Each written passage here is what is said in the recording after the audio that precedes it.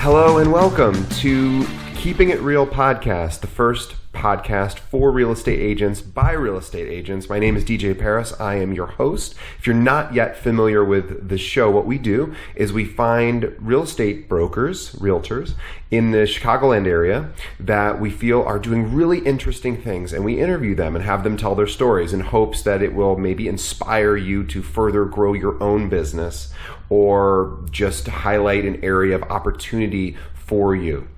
We've been getting a lot of feedback from people who are listening who are asking us how can they be featured or interviewed, and we actually have a process for that. So if you know somebody that you think would be a great interview for the show, or you yourself want to be featured, you can actually visit our website at Keeping It Real Pod, again, keepingitrealpod.com, and you can fill out a form and let us know why you think either you or someone you know should be considered to be featured on a future episode. Or also, if you are a sponsor and you would like to maybe sponsor a future episode, you can do that there too. And so today I wanted to do something a little different. I have had the opportunity over many years, I guess about 7 years now, what I do is I'm a recruiter for a real estate firm. And what I do is talk to brokers all day long and try to convince them to come to our firm. But and we have a lot of brokers at our firm. We're like over 500 and almost 550 at this point. And so I probably have spoken to over 1,000 brokers over that time. And over that time, is just from literally speaking to so many, I've learned a couple of really kind of cool techniques, in particular around social media that other brokers have used to drive up their business through those platforms. And it's with our own brokers, it's one of the biggest questions I receive is, hey, how do I use social media to actually get business or to get more referrals? And so over the years, I've heard a few really good techniques that I believe would be helpful to share that probably you have never heard of or at least never considered. So instead of traditionally interviewing a guest, I'm just going to tell you a couple of real world examples of things you can do today with a couple social media platforms that you're probably not using. So what I'm not going to do is tell you how to most effectively use Facebook. You're probably already using Facebook, and I could probably devote a whole episode to Facebook. I probably will in the future, but we're not going to talk about Facebook today because you already know about that one. But we're going to focus on two social media platforms that are incredibly powerful and that almost no realtors actually use to grow their business, and they could be using them. One of which is LinkedIn, and the second is Twitter. And so you probably are familiar with both of those platforms, of course, but you're probably not sure exactly how to use them. So I'm going to give you just one example each that you could take out into the real world today, right after listening to this, and test, and then see if it works for you. And I promise you, these are two techniques you are not most likely yet familiar with. So I hope that's exciting for you. It's exciting for me. So we're going to get started right now.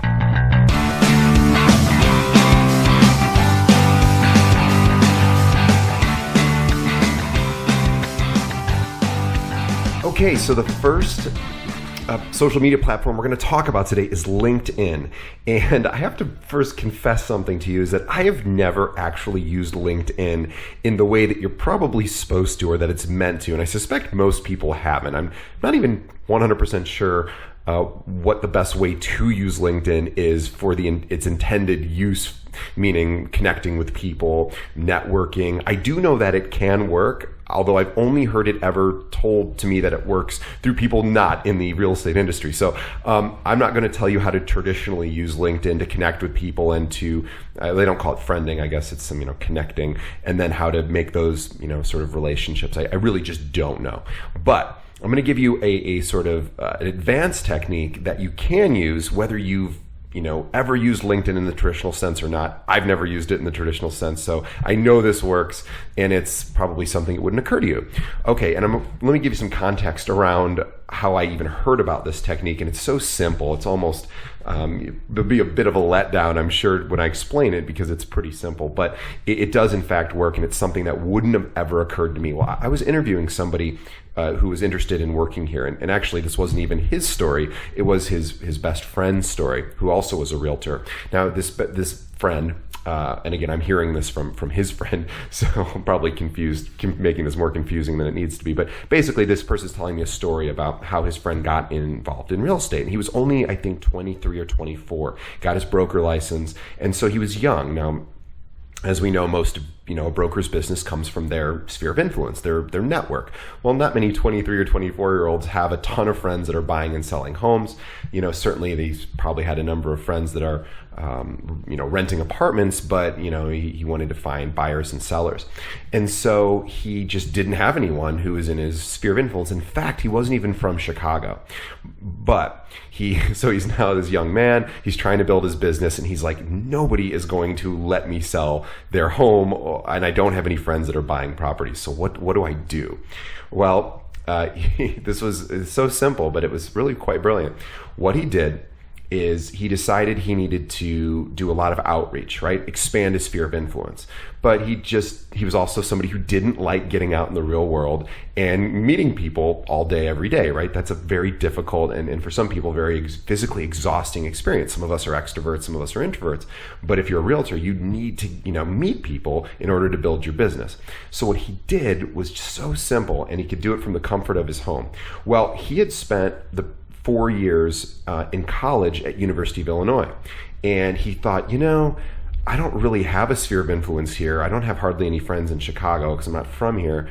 But maybe the only real connection I might have to people is that they might have gone to the same school I went to. So what he did is, in LinkedIn has this tool, and you just have to search for it on Google. Just type in LinkedIn alumni, and it's its own section. And what he did is he went there, and he searched for every single person who lives, and you can even break it down geographically in the city or in the suburbs, about specifically where you're looking for alumni who went to the same school you went to. So I just did this. I went to Miami University, and I just went, and there was like 200,000 people in the United States that went to Miami who who have told LinkedIn that's where they went to school. And then you can drill down further to how many people who live in Lincoln Park, and who are those people who went to Miami or out in the suburbs, etc. So he did this in the city for University of Illinois, and probably even 5 times the number of people who went to U of I that went to Miami. So he had this huge pool of people. So here's where it gets so simple and yet so brilliant. He said he would spend, and he did this for 2 hours every day. So he woke up every morning, and this was the first 2 things he did, and he did it from his bathrobe and his slippers. He would just find people who lived nearby him. I think he lived in Lakeview, if I remember correctly. And he would just search for those people in LinkedIn. It's very easy to find them. And then what he did, so he'd find a certain number of people. I think he said I think his friend told me he tried to do 30 people a day. So he'd find 30 people who he thought might be a good fit, for whatever his criteria was. But it's basically just, hey, they went to the same school I went to and live nearby. And he would then, again, he'd choose 30, and that would take him, 30 minutes or so. And then what he would do, and this was the sort of the bulk of the work, he would then put those all people in a spreadsheet, just copy and paste them in. And then he would go, because LinkedIn, of course, tells you a few things about each individual, in particular, where they work now. And so he would then go to Google, and when you do a Google search, there's the tab for news. So he would type in the person's employer, and he would see if there was any recent news stories about that particular employer. Or he, if not, he would just go to their company website and look to see what their blog had said, it's something interesting, or just maybe get a little feel for what the company is if he couldn't find any recent, stories or articles that were about that firm. So, okay, you get the idea. So from there, he would then, using LinkedIn's email system, their sort of messaging system, and I would almost maybe say that wouldn't be my recommendation, although it certainly worked for him. So I'm not going to argue with success, but my only concern is if you do use LinkedIn's email system, there's a very strong chance the other person will never see it. I mean, people email me in there every single day, and I check it once a month. So I'm giving you a strategy that I wouldn't even necessarily work on me, but you could also email the person directly by, figuring out what their home email is or their work email maybe. But anyway, he did it through LinkedIn. So anyway, he gets that information, and then he just has a copy and paste, basically a template. And the template goes something like this. And again, this won't apply to all of you because it's a very specific situation, but you could modify it to apply to your own situation. So he would say, hey, Mr. or Mrs. X, or who John. My name is so and so. And I was reaching out to you because I saw that you're an alumni with University of Illinois. I also went to school there. Let me tell you a little bit more about myself. I'm a realtor, and I'm pretty young, and most of my friends are at the stage where they don't really need my services. So I'm in the process of trying to, meet more people who might benefit, people looking to buy or sell or rent. And so that's the reason why I'm reaching out. Hey, by the way, I see that you work at XYZ firm. It's really interesting. I was just reading about that firm, and I saw that, and then he would reference the news article. I saw that you guys just had a great third quarter. That's really cool. Or you merged, or just something that's interesting about that. Hey, anyway, sorry to bug you, but just wanted to reach out. And if you'd ever love to grab a cup of coffee, I'd be honored to try to earn your business. Okay, that's it. So you get the general idea. So basically what he's doing is writing a personal email through LinkedIn to a person who's loosely connected, at least they went to the same school, and he's writing something personal to that individual based on where they work, right? And that's all he's doing. And he's, but he's also being very honest, right? He's also saying, hey, I am new, I'm young, I need business, can you help me?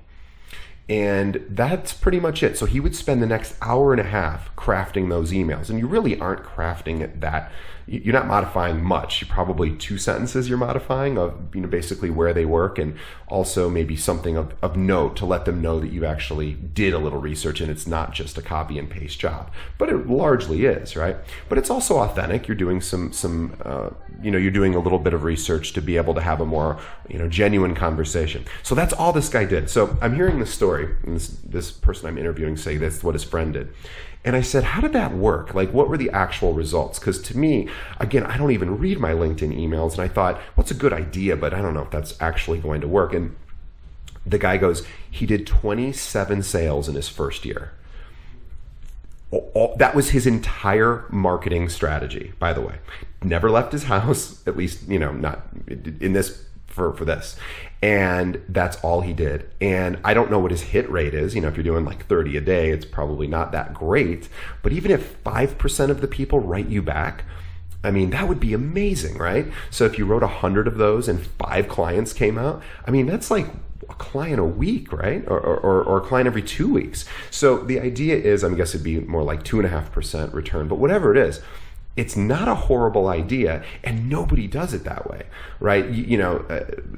My experiences with LinkedIn, you just get a lot of random sort of, emails that are really very cut and paste and don't feel personalized at all. So anyway, that's the LinkedIn idea.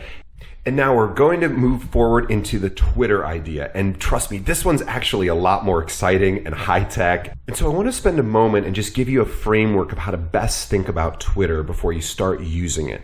Because oftentimes that's the number one question people have around Twitter is like, they don't get it. How do I get followers? How do I meet people? Because remember, it's really very, very different, almost in some ways like the diametric opposite of Facebook.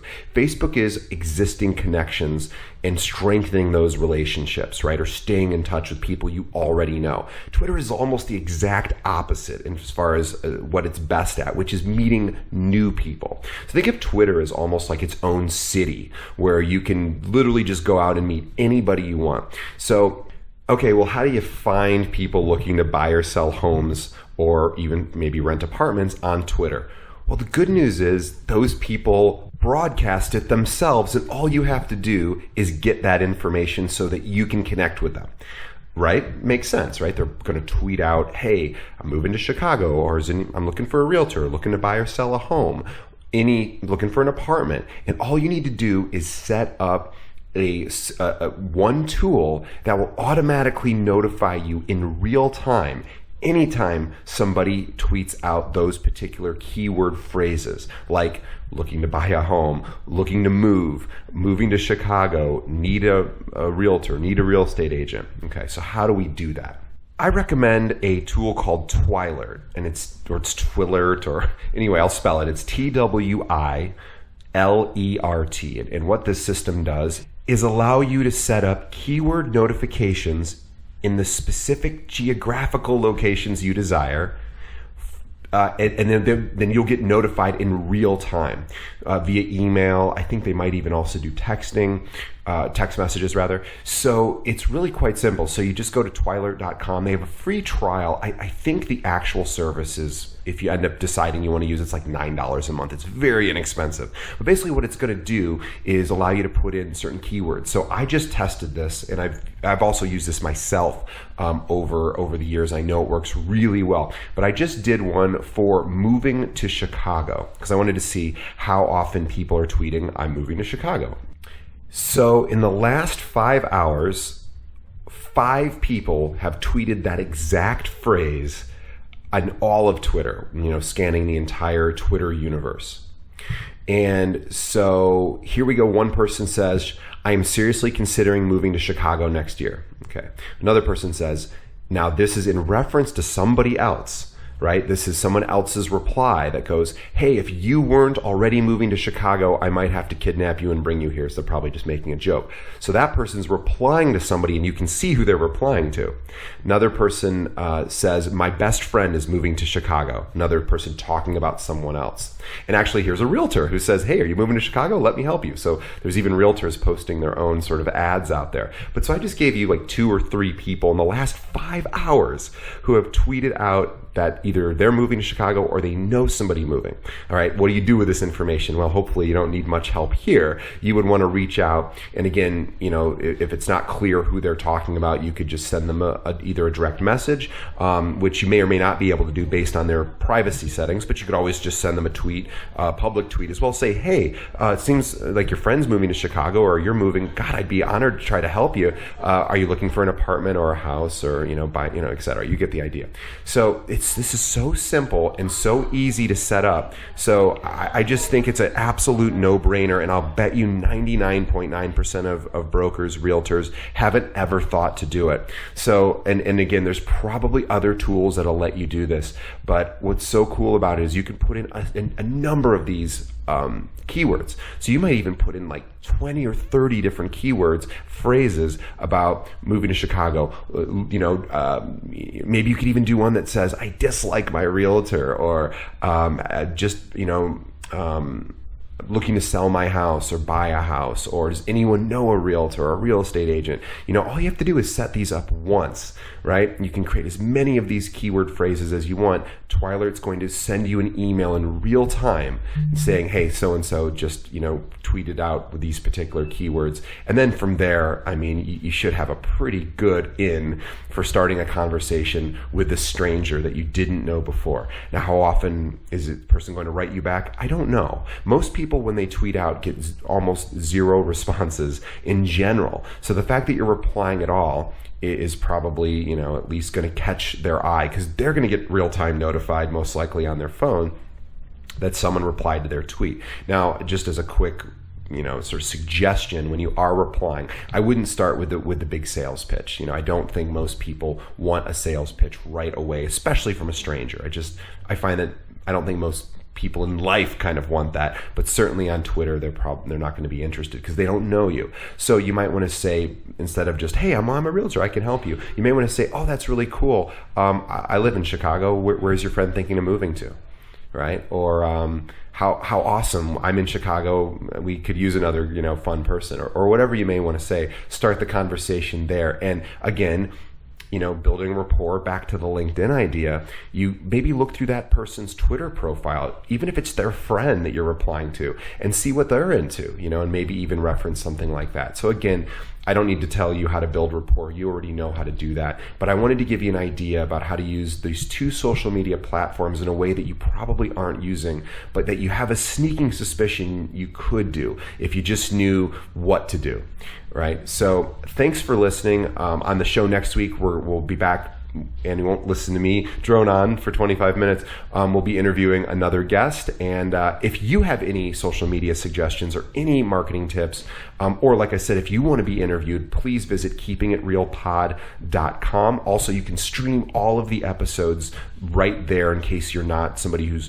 traditionally listening to podcasts on their podcast app on their phone. You can stream it all on the website. So give us feedback. Let us know what you like, what you don't like, and also if you know anyone that you you think we should be talking to for a future episode. Thanks so much, and I hope this was helpful.